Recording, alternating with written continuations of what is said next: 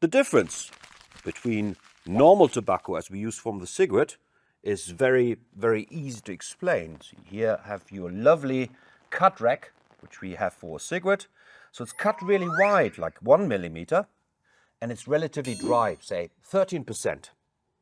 On the other hand, our roll-your-own tobacco, moistures are higher, at least 16%, sometimes even going up to 22%, okay? And it's cut quite thin, like 0.25 millimeter up to 0.4 millimeter.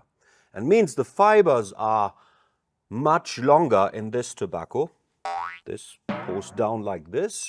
Roll your own tobacco stays together. Let me demonstrate the difference so you can see it. I'm taking off my hat. You can see why I'm actually wearing a hat. Now we take this beautiful tobacco for the cigarette. We place it, and you see, this is a rather poor result, okay?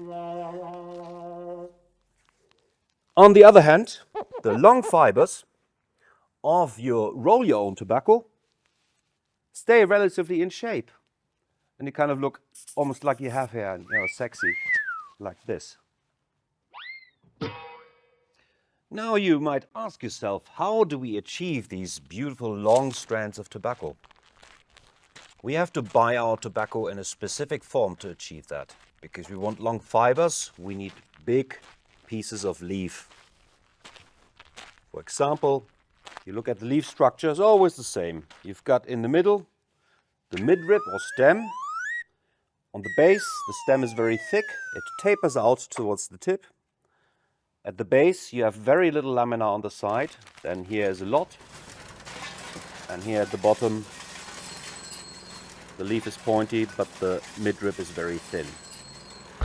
Now, one way we buy the tobacco is so-called hand-strip tobacco. So imagine you have a shed full of 200 people, and what they do is they manually separate the midrib from the lamina, just like this. Go in there, take these pieces off like this, and you end up with a naked stem, which we discard, and some really nice big pieces of lamina. And this is the tobacco in the hand strip form that we use to create our hand strip blends, like you see here. Beautiful tobacco, thin long fibers, beautiful. The second way now is a different style. We have a leaf, structure the same, midrib, lamina. We just look at the base of the leaf where there's the thick midrib, but there's hardly any lamina on the side. So what we ask our supplier to do is to cut the bottom 5 to 8 centimeters off, like so, and to ship us this leaf. It's beautiful. And what we do in our factory now is we try to feed that into our leaf cutters in a perpendicular manner, like so. And I'll simulate that with my trusty pair of scissors. If you cut across the leaf, try to cut a thin fiber off, you end up with a strand, in the middle some midrib, and on either side you have the lamina. Imagine we do that very thin at 0.3 millimeter, and you end up with a blend like this.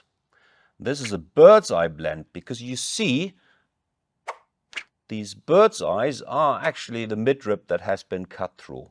Still, long strands of tobacco, but it has a different visual aspect to the hand strip blend on the other side. Beautiful.